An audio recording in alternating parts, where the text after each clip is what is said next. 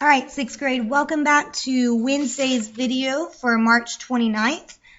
For this one, I can already tell you, you're going to need your math chart today. So hopefully you kept on to the one that your teachers gave you.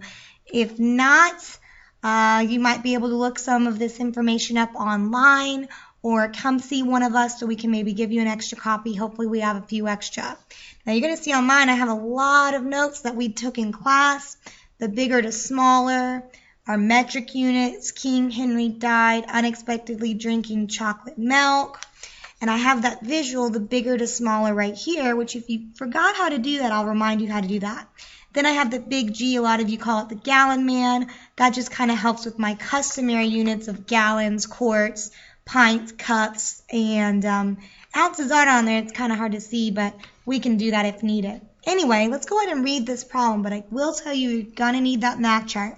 Remember, ladies and gentlemen, you're able to use a math chart on the STAR test. The only thing are these notes won't be on there, so you might want to start trying to remember those to help you guys out. All right, let's look. Miss Christmas is mailing a package that weighs 12 5/10 pounds, so that's its total weight. However, the post office charges by the ounce to mail the package, and her weight is in pounds for that package she needs to mail. So the question, as probably you could already figure out, predict, how much does a package weigh in ounces?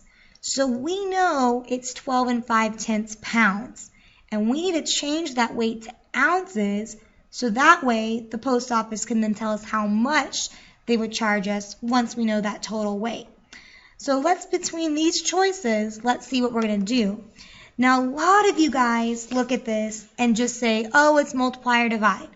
But if you're not consistent on what's happening, that's where you're going to maybe fall for a trick answer. For example, if you're supposed to multiply, there's probably a trick answer if you would have divided. So this is why labels are super important. I'm going to review the bigger to smaller in case you haven't seen that before or in case you forgot it. So we know her package is in pounds, and we know that we're trying to go to ounces. So the trick for bigger to smaller is you put your fingers on your math chart and you multiply everything in between there. So 1 times 16 is 16. So that means because 16 ounces are in a pound, it takes a lot more of those smaller ounces, my smaller unit of ounces, to equal that 1 pound. So this is what I'm going to draw on my paper, bigger to smaller. So I'm going to either be multiplying or dividing by the number that's in between my fingers, which again, 1 times 16 is 16. That's my unit rate, 16 ounces in 1 pound. So if I draw that, draw my little arrows to help me out. Again, my bigger units are on the top. And my bigger units, in case you forgot on your math chart, all your bigger units are on the left. So my bigger units are pounds. So I write pounds on top. And my smaller units are ounces. So I write ounces on the bottom. This is just how my bigger to smaller trick works. And again, that makes sense. It takes more of those smaller units to equal the same amount of the bigger units. So what we're going to do, if I'm going from bigger to smaller, well, look, from 1 to 16, I multiply by 16. From 16 to 1, I'm dividing. So am I going to multiply by 16 or divide by 16? Well, it depends on where you're going. So let's go back now that we've got this set up.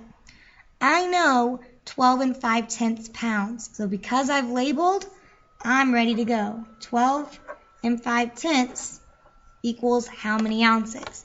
And I've got this little strategy, my bigger to smaller trick, to go and help me out.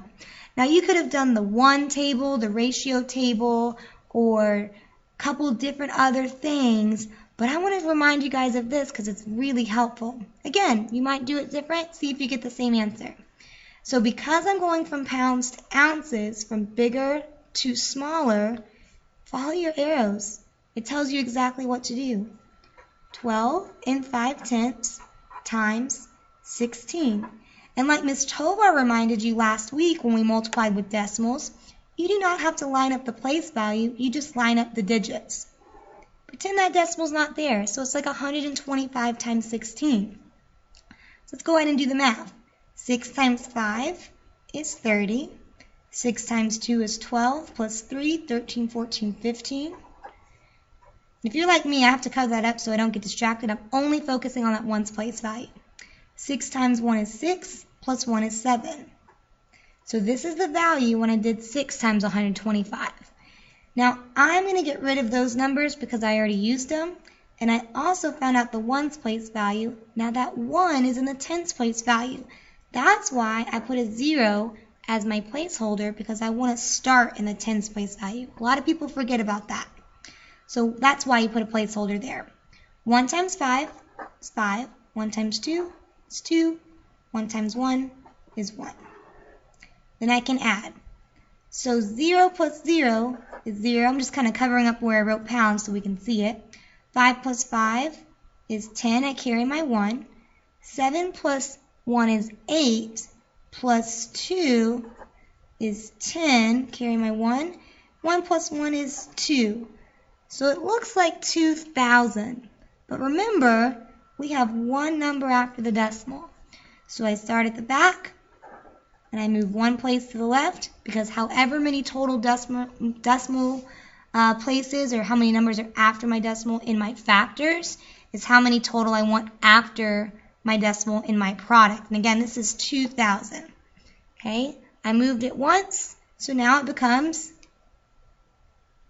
200. Okay, so using that strategy, or maybe using the one table, words original and new, that helps you guys out. Go ahead and look at number 6, but again, you might need your math chart to kind of help you out to convert those units. Okay, so good luck with that. Let us know if you have any questions. Come see us in Jedi Academy tomorrow. Good luck.